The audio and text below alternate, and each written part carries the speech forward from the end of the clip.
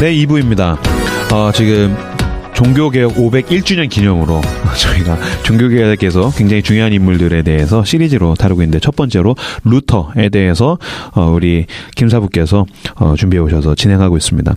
1부에서는 질문이라는 주제로 루터가 왜 그 당시에 있는 종교 권력들을 향해서 개혁하겠다는 의지를 갖게 되었는가, 그가 그 시대는 어떠하였고 또 루터가 개인적으로 어떠한 과정 속에서 살아갔는지에 대해서 이야기를 나눴고, 이후에 또 김사부께서 이제 이야기를 진행해 주시죠. 네, 이번에는 저항이라는 파트인데, 그러니까 아니면 인브로께서 얘기를 하셨는데, 수도원 생활을 그렇게 빡세게 하고 로마에 갔는데도 그렇게 하니까 너무 힘들어가지고 열받아서 나 같아도 개혁했겠다라고 얘기를 했는데, 또 어떤 신학자는 후대에 평가를 하기를 루터의 개혁이 내가 진짜 개혁을 해야 되겠다 해서 개혁을 한 게 아니라 정말로 절망의 어둠 속을 더듬고 해가지고 하다가 손에 잡히는 그 어떤 종의 실 같은 게 있어가지고 그거를 그냥 잡고서 왁 흔들어가지고 땡땡땡땡 소리가 났는데 그게 개혁의 종소리가 된 거다. 그러니까 이 사람은 개혁할 의지가 없었고 그냥 순전히 자기의 구원의 죄의 문제와 구원의 문제에서만 정말로 그렇게 몰두를 해가지고 말씀을 통해서 그런 이제 빛을 발견했는데, 그게 그런 개혁의 종소리가 되었다라고 얘기를 하는데 정확한 얘기인 것 같아요.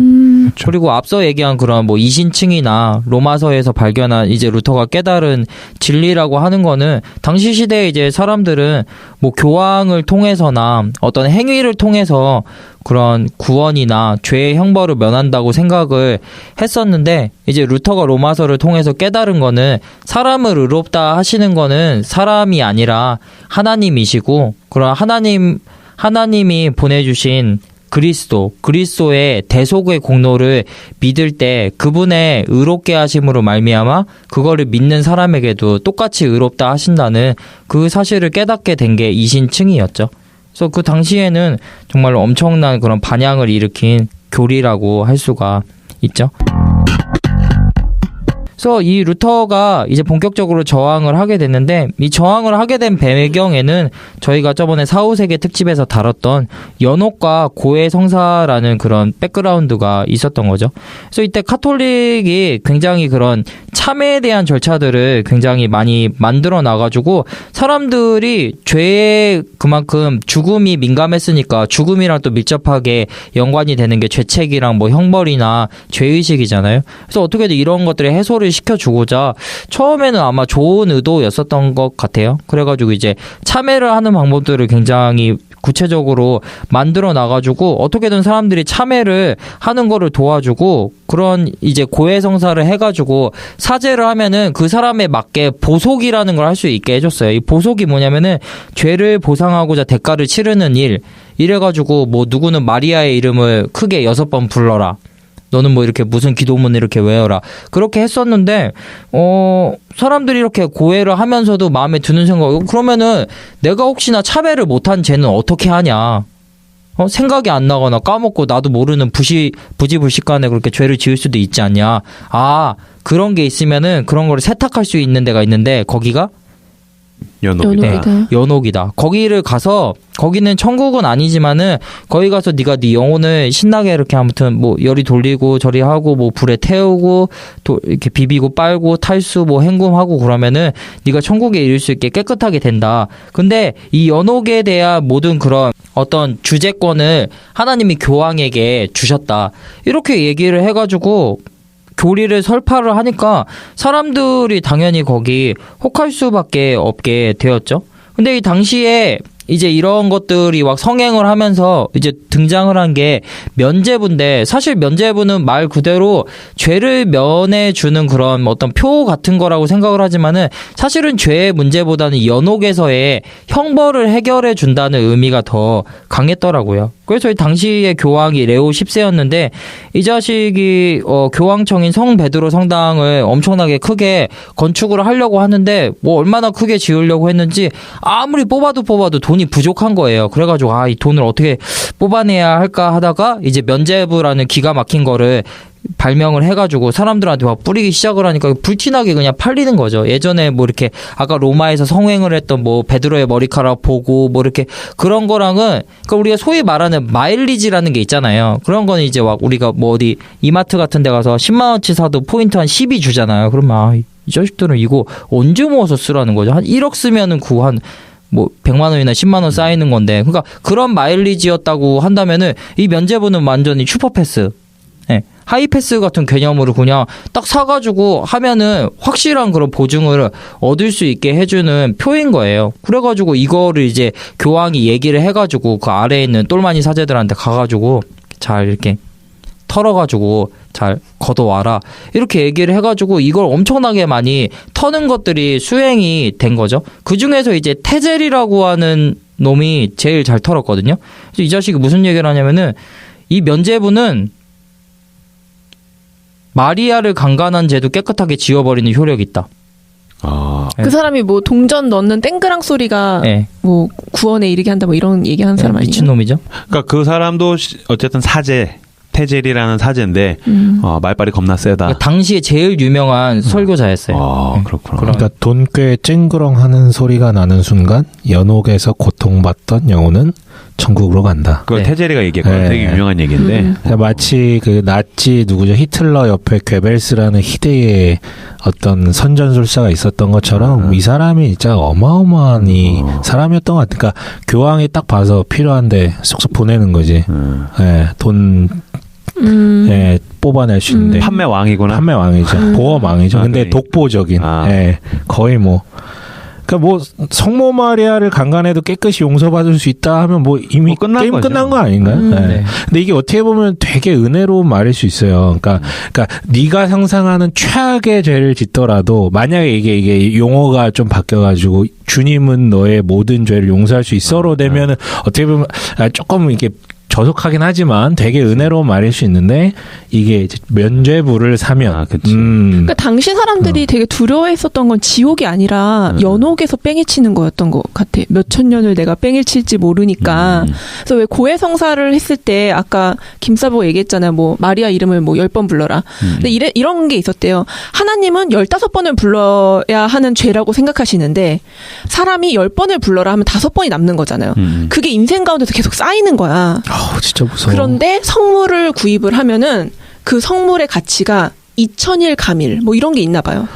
연옥에서의 2000일 감일. 지금도 막 이렇게 보험을 이렇게 저거 하는 건 아니지만 이렇게 막 영업 되게 잘하시는 분들의 이 말빨이나 이런 것들 장난 아니잖아요. 그러니까 듣다 보면 사게 되고 저거 없으면 보험이나 우리가 이제 보험을 이제 많이 비유로 드는데 당대 이제 말 좀 턴다 하는 사람들은 아마 다 지금 이쪽으로 들어와 가지고 아마 말 털고 다니지 않았을까. 그러니까 네. 진리나 그걸 설명하는 교리나 신학은 결국에는 사람을 가장 평안하고 안정적으로 만들어줘야 되는데 그게 없으면 무지는 사람을 계속 불안하게 만들잖아요. 네.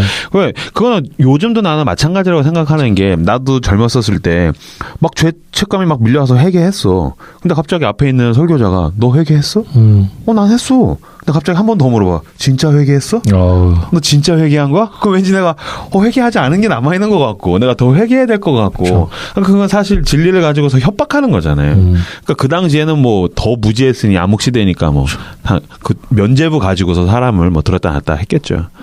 그래서 이 면죄부 살려고 사람들이 실제로 뭐 집 팔고 논 팔고 완전히 그렇게 뜯어내는 그런 구조였는데 뭐 현대 교회랑 그렇게 다르지는 않은 것 같아요. 그래서 루터가 이러한 여러 가지 이제 병폐들이 너무 많이 일어나고 본인이 이제 성서에서 깨달은 이신칭의의 교리와 여러 가지 이제 성서들이 있다 보니까 지금 일어나는 일들이 성경에 쓰여진 것도 전혀 없고 뭐 교황은 뭐 성경에서 그 얘기도 안 됐는데 이게 뭐 하는 건가 해가지고 결국에는 열받아가지고 마침내 1517년 10월 31일 비텐베르크 성체교회당 정문에다가 루터의 95개조 논제라는 거를 그냥 카톨릭에 반박하는 그러니까 95개조의 그런 이야기들을 거기다가 빡 써가지고 붙여버리게 되죠. 근데 저는 이 테첼이라는 사람 되게 중요하다고 생각하거든요. 왜냐면 테첼이 그 비텐베르크 근교에서도 한번 순회를 했대요. 그리고 나서 루터가 이제 빡쳐가지고. 결심을 네, 한 맞아요. 거죠. 루터한테 고해성사 하러 온 사람이 네, 맞아요. 이거를 네. 꼬자지를 해가지고 고자질을 한 알게 됐대. 거지. 아, 그러니까 테첼이 이런 근처에 얘기를- 와가지고 팔았는데 이 사람이 그리고 와가지고. 그래서 사람들이 루터한테 고해를 안 하고 그 사람한테 가는 거지. 근데 이 테찰 진짜 대단한 게 진짜 구원파예요. 이거 사면 미래의 모든 죄까지도 다 해소가 되는. 그리고 심지어 뭐 이런 얘기도 했다가 사순절 동안 금욕해야 되잖아요. 근데 이거 사면 사순절 때 버터 먹어도 돼. 그리고 버터를 먹을 수 있는 면제부가 그치. 따로 있었다고. 그리고 막 어떤 귀족이 그 미래의 저지를 폭행죄 면제부를 사놓고 때려? 두들겨 팬 거야. 아, 그 깽값 주고 때리는 거. 게임값 진짜. 예, 어떤 회장님 진짜 이 시대에 어떤 회장님이 그 시대에도 있었던 거지. 돈 주고 이제 야, 이 난놈이구나. 테첼. 대단한 인간이야, 대단한 인간. 근데 이 인간이 그러니까 이 인간이 이제 대표적인 인물인데 이 인간이 아까 우리 김사부가 비유했던 것처럼 가스를 임계점을 터트리는 사람이었던 거죠. 루터님께서. 네, 그래서 이제 루터에게 빛이 빵 났던 거고 그런 것 같아요. 그래서 그 테젤이란 사람은 교황 이제 레오 10세가 돈이 제일 이뻐했겠네. 안 거치는 우리 막 사채업자들 보면 이렇게 받아오라고 그러는데 똘마니들이 못 받아. 아 형님 이거 안 됩니다 그러면 야 해결사. 들어가잖아요. 그러니까 그런 애였던 거죠. 그러니까 제일 돈 못 걷는데 가가지고 그냥 완전 뼛속까지 뽑아오는 그런 나쁜 놈이죠. 네. 그렇게 해가지고 이것 때문에 열받아가지고 95개조 논제를 그렇게 거기다 꽝꽝 박아버리게 되고, 근데 사실 이게 처음에는 와 우리는 생각을 하기를 와 이걸 박아가지고 사람들이 그걸 보고 웅성웅성. 웅성웅성 궁시렁궁시렁 거리면서 여기서 와 이거 뭐야 하면서 개혁이 시작됐다고 생각을 하는 사람들도 있는데 그게 라틴어로 쓰여져 가지고 사실 일반 사람들은 읽지를 못했어요. 네. 일반 사람들이 읽지를 못해서 그래서 이 책에서도 뭐라고 평가하냐면은 그거를 붙였을 때 효과가 되게 미비했었다는 거예요. 그렇겠지. 사제들만 읽을 수 있겠지. 네. 뭐냐면은 루터가 1517년에 비텐베르크에서 면죄부를 비판하는 95개조 논제를 발표했을 당시 그 파급력은 극도로 미약했다. 아니 실제로 거의 없었다고 보아도 무방하다. 이 단계에서 루터는 단지 성직자 세계 내부에서만 논의할 의향이었다. 그러나 이듬해 봄 95 논제가 독일어로 번역되어 인쇄되자 눈 깜짝할 사이에 독일 전역으로 퍼져나갔고 도처에서 대중들이 읽게 되었다. 이렇게 종교개혁은 민중 속으로 파고들었다. 라고 평가를 하더라고요. 그래서 루터는 계속해서 이러한 식으로 질문 이후에 저항을 철저하게 했었던 거죠. 그러니까 본인이 깨달은 데서 그치는 게 아니라 루터 제가 그 최주은 목사님 만나가지고 대화를 하면서 루터교에서 되게 중요하게 생각을 하는 게 양심이라는 단어래요. 양심에 따른 신앙이라는 거를 되게 많이 강조하시는데 루터는 결국 이 양심 앞에 서서 양심이 곧 하나님이라는 그런 생각을 그런 신앙을 통해 가지고 양심 앞에 서서 철저하게 이 시대의 그런 잘못된 것들에 대해서 대항을 하면서 나아갔다는 거죠. 그리고 이 루터가 연옥에 대해서 교황을 직접적으로 이제 비판을 했던 게 뭐냐면은 아니 교황이라 할지라도 사후세계에 영향력을 행사할 수 없다. 82조에서 이렇게 반문해요. 그럼 교황이 그런 힘이 있으면 그 거룩한 사랑의 힘으로 고통받는 자들의 탄원이 가득한 그 연옥을 왜 비우지 않냐고.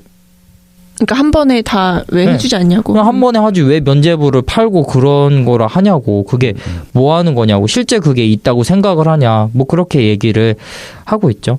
그래서 오늘날 종교개혁 기념일은 10월 31일로 지키는데 아까 말했던 그 면죄부에 관한 95개조 논제가 비텐베르크 성체교회당 정문에 게시된 날이었기 때문이죠. 그래서 지금 시대에도 종교개혁하면은 95개조 논제를 먼저 떠오르지만은 루터 당시만 해도 개혁의 상징은 다른 곳에 있었다고 하더라고요. 바로 모든 신자의 만인 제사장에 입각한 양형 성찬이었어요.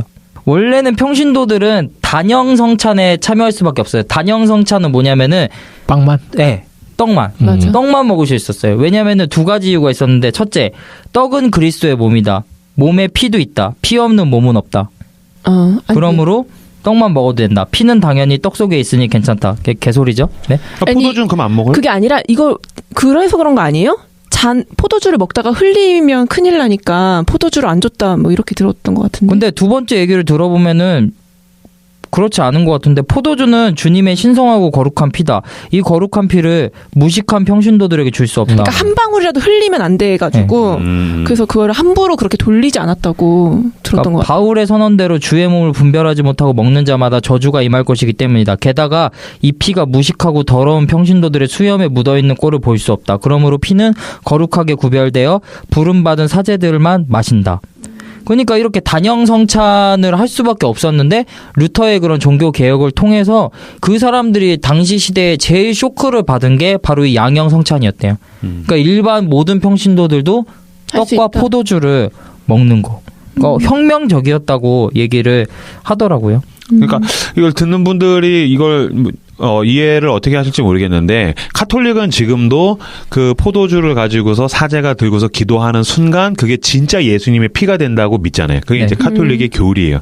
그렇기 때문에 이거를 무식한 사람들이 먹다가 흘리거나 수염에 묻어 있거나 그러면은 예수님의 피를 모욕시키는 것이기 때문에 빵만 먹는 단형 성찬을 발음이 어렵네요. 단형 성찬을 했었었는데 자꾸 낯익은 단어가 들려가지고 근데 혼란입니다. 이제 이 루터가 종교 개혁을 하면서 피와 빵을 다 먹는 포도주와 빵을 다 먹는 양형 성찬. 근데 그러니까 이걸 흔히 이제 화채설이라 그러잖아요. 정말 그 순간 주님의 몸과 주님의 피가 된다라는 그 일명 화채설이라 그러는데 정확히 지금 기억은 안 나는데 이 그 화채설에 대한 어떤 개념과 해설이 최근에 로마 카톨릭교에서 살짝 바꿨다고 들었어요. 예. 약간 양보했다고. 예, 약간 양보했다고. 근데 이제 제가 구체적인 그 내용에 대해서 기억이 안 나가지고. 그러니까 저 어릴 때 성당 잠깐 다녔거든요. 친구 따라. 근데 얼마나 걔네들이 그 아이들한테도 명확하게 그걸 설명했냐면 그러니까 그 친구가 저한테 저거 먹는 거 씹어 먹으면 안 된다. 빨아 먹어야 돼. 이렇게 왜냐면 씹으면 피가 나온다고. 그렇게 몸이니까. 살이니까. 그 얘기를 하더라고요. 그럼 꼭 씹어먹는 애 있을 것 같은데. 무서워서 씹을 생각은 하지도 못하지. 저렇게까지 얘기하면 피 나온다고 그러면 삼키겠지. 그래서 뭐 어떤 아줌마가 그걸 모르고 무식하게 그걸 씹었다가 입에서 피가 이렇게 나왔다. 이런 식으로 얘기를 해줬단 말이야. 그 친구가. 괴담을 거기다가 섞어서. 괴담이 혀 있는 깨물은 거지. 건데. 현대 개신교는 이제 카스테라와 웰치스로. 네. 그래서 이게 어떤 만인 제사장 그 직을 상징하는 굉장히 혁명적인 사건이었고 아무리 돈 많고 잘 배우며 건강하며 영적 지위를 가진 목사나 교황이라도 모든 인간은 하나님 앞에서 동일한 죄인이고 모든 죄인은 오직 하나님의 능력을 믿음으로 구원을 얻는다는 루터의 신학의 핵심이 여기서 나타난다고 할 수 있죠. 칭의론과도 일맥상통하는 부분인 것 같아요. 근데 저는 뭐 개인적으로 질문을 던지고 싶은 거는 과연 칭의론이 굉장히 아름답고 혁명적인 교리이기도 하지만은 계속 현대 시대에도 칭의론에 대해서 얘기를 하는데 과연 이게 지금 시대에도 가장 중요한 교리라고 할 수가 있을까? 어떤 구원을 얻고 우리의 믿음의 근간이 되기는 하지만은 여기에 너무 치중을 한 나머지 다른 것들은 너무 다루지 않는 것 같다는 생각을 하게 되더라고요. 그래서 이 루터에 대해서 계속 살펴보면은 이 사람이 절대 이신칭의에만 집착을 한 사람이 아니고 그 후에 더 많은 일들을 굉장히 했어요. 뭐 다른 이제 비하인드 스토리가 있다면은 이제 그렇게 이신칭의와 여러 가지 양형 성찬들이 성행을 하면서 이제 개신교가 이렇게 막 일어나면서 또 다른 여파들이 있었는데 예전에 로마 카톨릭의 그런 교황의 체제 아래 있을 때는 그냥 사제들에 대한 존경심이 그냥 존경과 그 권위가 건들 수가 없었는데 이제 그런 것들이 완전히 무너지고 개혁이 되기 시작을 하니까 이제 일반 사람들이 그런 사제에 대한 권위들을 인정하지 않고 그 사제들이 실제로 보면 멍청한 사람들이 많으니까 그 사람들을 전혀 인정하지 않고 그런 개교 애들이 너무 이상하게 흘러가고 있는 거예요. 그래서 그런 것들이 루터가 편지를 받으니까 이거 도저히 안 되겠다 싶어가지고 암행 사찰당 같은 거를 구성을 해가지고 이 사람들을 그 일일이 돌아다니면서 아닌 사람들을 색출을 하는 모습을 볼 수 있더라고요. 그래서 총 3명이 같이 다녔거든요. 대학 교수는 목사의 신학적 역량을 점검하고 또 시의회 소속 시찰위원, 교구와 행정의 소유권들이 제대로 운영되고 있는지 파악해서 징계를 결정을 했어요. 그러니까 2명은 신학교수, 2명은 시의회 행정과 법을 담당하는 사람들이 그렇게 다니면서 그렇게 시찰을 해가지고 아닌 사람을 잘라버렸죠. 그래서 이 사람들이 암행어사인 동시에 당시에는 저승사자로 불렀다고. 그래서 오늘날 교회에도 필요할까요? 근데 뭐 지금 개교회주의가 워낙 심해가지고 이거는 불가능한데 어찌됐든 그 사람의 신학적 역량과 목회 행정에 대한 역량을 좀 이렇게 살펴보러 다녔다라는 거는 재미가 있네요. 의의가 있네요. 네, 그러니까 근데 루터가 약간 이단으로 정죄가 됐는데 이럴 수 있는 기반이 남아 있었구나. 루터교 내에서 했지 않았겠어요? 그때가 루터교라는 게 있나? 영향력이 워낙 컸으니까. 개신교 진영에서는 거의 뭐 수장이었으니까. 그러니까. 그리고 이런 식으로 좀 그러니까 자꾸만 제대로 이제 목회를 해야 되는데 그런 사제들도 너무 멍청하니까 루터가 여기서 이제 교육의 필요성을 다시금 느끼게 되고 루터가 추구를 했던 거는 그러니까 모든 사람들이 스스로 성서를 읽고 깨닫고 생각하고 사고를 해가지고 소통을 하면서 어떻게 해서 올바른 신앙으로 갈 수 있냐를 끊임없이 고민을 한 끝에 그러니까 교육의 필요성에 대해서 계속해서 강조를 했죠. 그래서 대교리 문답과 소교리 문답을 만들어가지고 교육을 하게 됐고 이게 개신교 최초의 교리 문답서의 시작이 되는 거죠. 소교리 문답은 아이와 여성들의 교육을 위해서 사용하고 대교리 문답은 성인과 목회자를 위한 지침서로 펴내게 되는 거죠. 계속해서 이런 부분에서 많은 힘을 쏟게 돼요. 독일어 성경도 루터가 번역하지 않았나요? 맞아요. 맞습니다. 그렇죠. 그때 이제 신약 성경. 라틴어인 성경을 그 나라 말로 번역한다라는 거는 날 죽여라라는 뜻이잖아요. 네. 카톨릭에서 그러면 죽였는데 목숨 걸고 독일어 성경을 번역을 했으니 그걸 얼마나 보급하고 싶겠어요. 그러니까 그 당시에 무슨 일이 있었냐면은 잉글랜드에서 그 라틴어로 돼 있던 성서에 나와 있는 주기도문을 영어로 가르쳤다가 17명이 화형을 당했어요. 그러니까. 예. 그러니까 지금 이 청취자분들은 어쨌든 종교개혁의 내용을 아실 수도 있지만 나는 이 종교개혁에 대해서 얼핏 공부를 했었을 때 되게 은혜 받았던 게 집에 사실 성경책 널브러져 있잖아. 아무데나. 근데 사실 그래요? 그럼요. 저희는 그렇습니다. 예. 난 쓰레기예요. 나는 회개했어요. 어떻게 성경을 그러게. 저도 책장에 늘 이렇게 잘 꽂아놓고 있는데 그 책 한 권이 집한책 값이었었고 그게 내 손에 오기까지 그걸 번역하는 데만도 수많은 사람들이 목숨을 걸고 왔다라는 게 저 굉장히 큰 은혜더라고요. 그래서 이제 마지막 소통이라는 챕터로 넘어가면은 이제 종교개혁은 결국에는 소통의 혁명이었다. 이 소통에 있어서는 언어혁명이 가장 성공적으로 작용을 했다고 할 수 있는데, 당시에 루터랑 비교를 해서 굉장히 최고의 지성으로 꼽혔던 사람이 에라스무스라는 사람이었죠. 아까 말한 그 인문학자. 네, 인문학자였는데 이 사람이 최고의 지성이었는데 루터에 비해 영향력이 제한적이었어요. 뭐냐면은 에라스무스는 학자의 영역에 머물러 있었던 반면에 루터는 학자들과는 라틴어와 철학으로 소통을 하고 그 내용을 독일어 민중에게 독일어로 풀어가지고 직접 호소를 했어요. 이렇듯 지식인과 비지식인을 아우르는 소통의 힘을 루터가 사용할 줄 알았던 거죠. 에라스무스가 되게 싫어했죠. 그래서 네. 그것 때문에 그런 식으로. 그러니까 에라스무스는 어쨌든 우리나라에서 제일 유명한 신학 교수 정도고, 그렇죠. 그다음에 어쨌든 루터는 SNS에서 가장 유명한 목사님이네요. 정확한 비유. 페북에서. 네, 그렇죠. 네, 루터는 그러한 소통의 힘을 굉장히 가지고 있었고. 근데 저는 그 소통하고 얘기하면서 이제 성경 번역 얘기했잖아요. 근데 이거 특별히 우리나라에게 굉장히 큰 의미가 있는 것 같아요. 우리나라 번역본 최악이잖아요.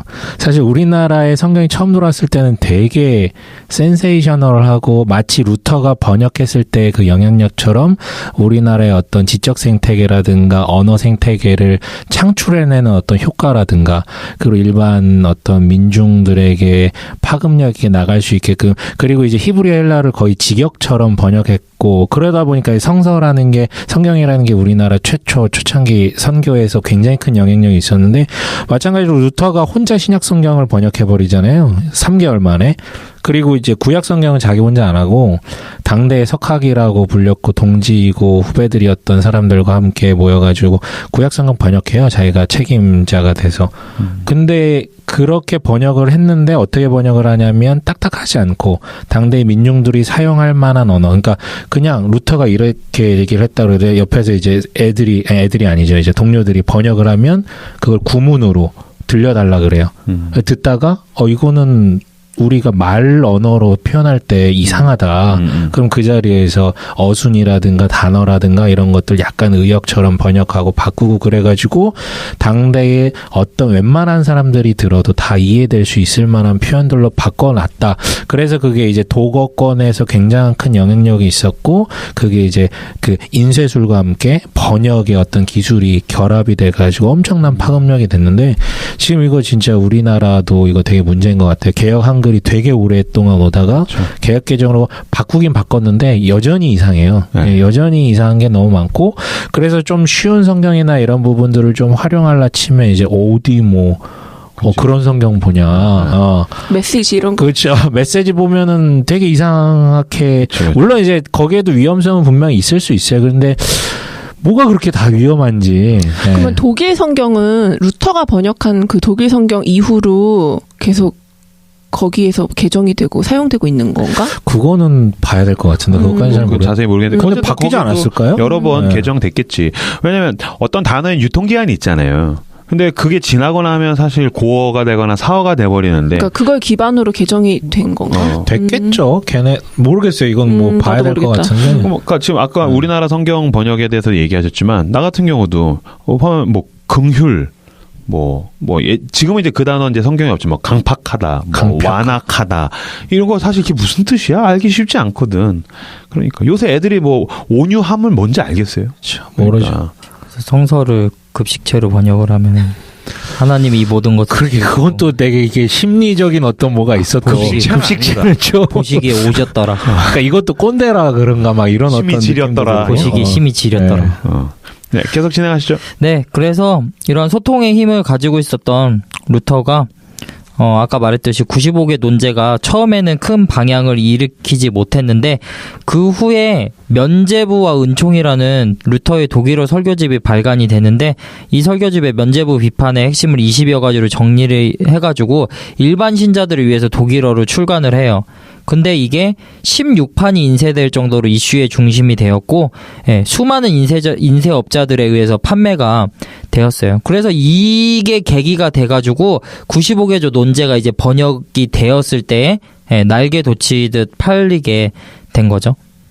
그래서 여기 최준 목사님이 쉬운 말이 힘이 있다라고 그렇게 써놓으셨는데 좀 설득이 되는 것 민중의 같아요. 언어? 우리 김사부 한번 그러면 성경 네. 급식체로 한번 번역해봐요. 해볼까요? 한번? 쉬운 말이 힘이 있다는데. 근데 사업 아이템을 화형당할 것 같은데. 급식 성경? 근데 뭐 여담이지만은 루터는 근데 이렇게 출판을 해가지고 아까 서 과장님이 얘기했듯이 베스트셀러였는데 정작 루터는 돈을 거의 한 푼도 못 받았어요. 왜요? 다 인쇄업자들이 먹었나? 뭐 출판업이 지금처럼 이렇게 체계화된 것도 아니고 아 저작권을 못 받았구나. 그런 거 자체 없었으니까 루터는 그냥 이 사람은 어쨌든 빨리 그게 돼야 되니까 그 사람들한테 이용당할 수밖에 없었던 거죠. 그래서 실제로 루터의 그런 글들을 날랐던 사람들이 다 신앙이 좋았던 사람은 아니었는데 다 떼부자가 되었던 거죠. 인쇄업자들. 네. 이 종교개혁에 되게 중요한 게 인쇄업이잖아요. 그쵸, 그쵸. 구텐베르크 얘기하는데 어떤 신학책을 보니까 우리나라가 이 종교개혁에 되게 큰 역할을 했다 이렇게 하더라고요. 그러니까 얼마 전에 방송에도 나왔는데 비텐베르크보다 우리나라 뭐 직지심체유절 그게 더 67년인가 앞섰대요. 네. 그때가 이제 또 몽골 그때여가지고 우리나라의 그 금속활자 기술이 몽골을 통해서 유럽으로 전해져서 구텐베르크 영향을 미쳐서. 아, 이거 정설이에요? 나는. 아니 그렇게 신학책에 나오더라고. 아, 신학책에. 그러니까 우리나라가 큰 역할을 했다. 뭐 이렇게 얘기를 하더라고. 네. 마치 우리 예전에 그 단군 신화의 단자가 사라진 단집하다. 단집하다 뭐 이거랑 약간 비슷한 느낌이 스물스물 드는데 근데 루터가 그 저작권을 그러니까 인쇄업자들한테 이용당한 것도 있는데 자기가 이제 성경이라는 걸 가지고 성경의 저작권이 나에게 있는 게 아닌데 내가 이제 돈을 받을 수 없다라고 얘기를 얘기했대요. 했다는 것도 있어요. 그러니까 루터에 관련된 썰들이 너무 많아가지고 근데 잘 요새 모르겠어요. 성서 성서공회? 그거에 대한 그거 판을 갖는 게 어마어마한 거잖아요. 굉장한 돈이 가니까. 그래서 이런 것들이 계속 이어져서 결정적으로 이제 성서가 번역이 되었고 이걸로 인해서 그냥 아예 소통의 물꼬가 확 트이게 되면서 일반 이제 평신도들이 성경을 읽게 되면서 거의 개혁이 그냥 폭발적으로 그냥 여기저기서 뻥뻥뻥뻥 터지게 되는 거죠. 그래서 종교심으로 따지자면 중세는 암흑기가 아니었지만은 여기서 평가를 하는 거는 지적 수준으로 보면은 확실한 암흑기였다. 네. 그래서 이제 이런 것들을 계속해서 개혁하기 위해서 루터가 수많이 그렇게 이제 헌금들이 개신교에서도 모이거든요. 이제 카톨릭에서는 그런 여러 가지 자신의 형벌이나 그런 것들 면하기 위해서 헌금을 했다면 루터가 계속 강조를 한 게 그렇게도 했었는데 그럼 지금 우리 이웃들을 위해서 실천을 위해 가지고 헌금을 그렇게 해야 된다고 얘기를 해가지고 그런 돈들이 카톨릭 때보다 오히려 많이 모였대요. 그래서 그런 것들 학교를 세우고 교육에 계속해서 전념을 하게 하면서 그런 소통체제를 확보시켜가지고 이 개혁을 거의 완성 구도로 이끌어 가게 되죠. 그래서 또 하나 이제 거의 끝자락에서 살펴볼 거는 당시에 이제 카톨릭에서 보통 사제들을 세우거나 목사를 세우는 거는 교황의 권위나 위에서 아래로 그렇게 세웠잖아요. 근데 최초로 이제 개신교 최초에 청빙된 목사가 부겐하겐이라는 사람이 있는데 저는 이걸 보면서 참 되게 신기했어요. 이 사람을 세울 때 어떻게 세웠냐면은 교회와 대학의 대표, 여기에 시민 대표까지 포함된 청빙위원회를 통과해야 했던 게 최초의 루터교회 목사 청빙 과정이라고 하더라고요. 그래서 뭐라고 얘기하냐면은 목사는 교회, 대학, 시민사회의 청빙을 통과해야만 자격이 주어진다. 곧 이 말은 신앙과 지성과 사회의 인격이 통합적으로 인정될 때 비로소 목사가 될 수 있다는 뜻이다. 이 셋 중 어느 한 곳이라도 결격 사유가 있다면 개신교 목사가 될 수 없다. 다시 말해 목사가 된다는 것은 교회 밖 어디를 가든 인정받은 사람, 그리고 인정받을 사람이라는 뜻이다. 이 말은 또한 개신교 목사는 자긍심을 가질 사람이라는 뜻이기도 하다. 이거는 굉장히 너무 좋은 것 같아요. 그렇죠. 그러니까 굉장히 의도는 처음엔 좋죠. 근데 이제 그게 계속 가다가 보면 이제 뭐 정치적인 그런 것도 자기 아들 물려주고 뭐 그런 건데, 그렇죠. 그리고 나중에 가서 이제 루터 하우스라는 곳에 공동금고라는 거를 만들어 넣어가지고 거기다가 이제 그 헌금 같은 거를 모았는데 이 금고가 특이한 게 열쇠가 3개래요. 그래서 열쇠 2개는 열쇠 3개가 다 들어가야지 열리는 금고인데. 열쇠 2개는 교회 목사 대표와 평신도 대표가 나누어 갖고 마지막 열쇠는 시의회에서 선임한 사람이 가져가지고 이 3명이 동의하에 그 헌금을 사용할 수가 있다고 하더라고요.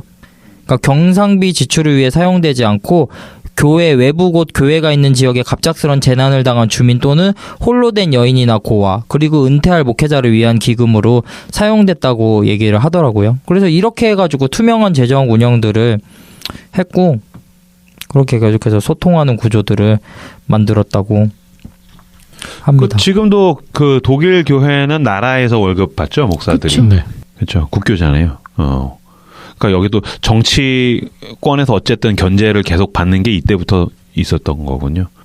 제가 결국에 이 루터의 재발견을 통해 가지고 오늘 여러 가지 분량도 많고 해가지고 이 광범위한 거를 잘 다루지는 못했지만 그래도 우리가 생각해 볼 수 있는 거리들은 굉장히 많은 것 같아요. 저는 이 책을 읽고 또 루터를 공부를 하면서 참 내가 생각했던 개혁이라는 게 너무 많이 추상적이었고 오히려 저는 개혁이라는 거를 다른 지점에서 찾으려고 아까 초반에 서두한 그 문장, 서두에 나온 문장처럼 여기저기를 기웃거리면서 우리 시대에서 어떤 개혁에 대한 시발점들을 찾으려고 했었는데 거기서 찾을 때는 길을 잃었었는데 오히려 이 루터를 공부하면서 굉장히 여기서 많이 질문, 저항, 소통이라는 그런 모토들을 통해 가지고 많이 발견하고 굉장히 제 삶의 모토가 될 것 같은 느낌입니다.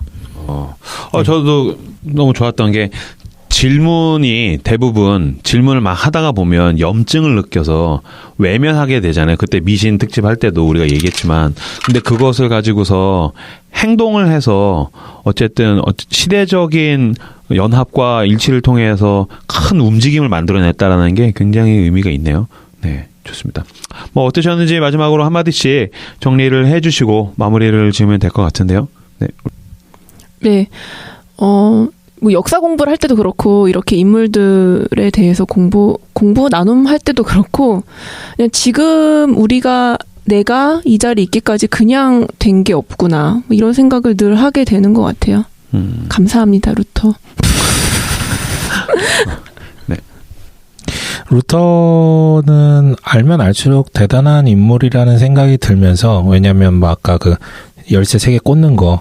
근데 이것도 그냥 후대 눈으로 보면 대단하다, 뭐 개혁적이다 이 정도 생각할지 모르겠지만 그거 사실은 처음으로 맞는 시스템을 만든 거잖아요. 다 하나씩 고안하고 창안하고 뭐가 더 본질적이고 뭐가 더 어떤 깨끗하고 올바른 것인지에 대해서 그런 구현해내는 거 하나하나 다 고민해가지고 만든다라는 건 진짜 대단한 건데 참 그런 열정과 어떤 창의성과 또 불의라든가 옳지 못한 것에 대해서 항거하는 그리고 이 성경 덕후잖아요. 예, 그런 어떤 몰입 이런 것들이 다 이제 참 대단한데 이제 반대로 이제 오늘 우리 방송 가운데 약간 아쉬울 수 있는 부분인데 이 사람도 보면 한계성이 있거든요. 그리고 실수한 부분들도 되게 많아요. 근데 이제 그런 걸 우리가 이제 드러내지는 못했는데 굳이 뭐 드러낼 필요도 없고 근데 이 사람이 대단한 사람이지만 그리고 따르고 싶은 사람이지만 그 시대에 하나님이 루터가 아니라 혹시 이제 다른 사람이었을지라도 만들어 가신 분이 하나님이라는 부분을 이제 더 느끼게 되더라고 이 사람의 어떤 연약한 모습을 보면서 그래서 이 시대가 참 저희가 지금 살아가는 이 시대도 참 아쉬운 부분 너무 많잖아요. 그렇죠. 이때 루터 때 일어났던 모든 일이 판박이처럼 똑같지는 않은데. 나 지금 이거 네. 방송 들으면서 어쨌든 이게 질문으로부터 시작을 하고 그렇다면 가장 이상적인 것과 가장 옳은 것이 무엇인가에 대해서 만들어내니까 되게 이상적인 게 나오잖아요. 근데 그거를 답습하고 따라가다가 보면 이상하게 조금씩 각도가 틀어진단 말이지. 그래서 마찬가지로 현대의 교회들이 분명히 이제 건물 위주의 교회라든지 어떤 이런 것들이 잘못됐다라는 것을 우리가 깨닫는다면 가장 이상적인 공동체는 무엇이고 성경은 우리에게 무엇을 요구하는가 각자 교회와 성도와 또 사역자들이 그걸 새로운 모양으로 좀 만들어내면서 뭐 아드폰테스? 원전으로 돌아가려 노력을 하면 또 어떤 개혁적이고 혁신적인 교회와 공동체들이 나올 수 있지 않을까 그런 생각이 들었어요. 네, 이 방송을 재밌게 들으신 분들이 있다면은 이 루터의 재발견 책을 한번 정독해 보시면은 더 많이 얻으실 수 있을 것 같고 또 루터 영화도 굉장히 재밌고요. 또 유튜브에서 찾으면은 또 루터 로드 다시 가는 루터 로드 그 3부작도 하나가 돼서 이 3일체를 다 얻으신다면은 루터에 대해서 굉장히 많은 것들을 얻으실 수 있고 또 그분이 루터가 되실 수도 있지 않을까요? 여기까지 종교개혁 501주년 특집 종교개혁자들 첫 번째 시간 루터에 대해서 이야기 나눴습니다. 다음 주에 저희는 칼빈으로 또 여러분을 찾아뵙도록 하겠습니다. 감사합니다. 고생하셨습니다.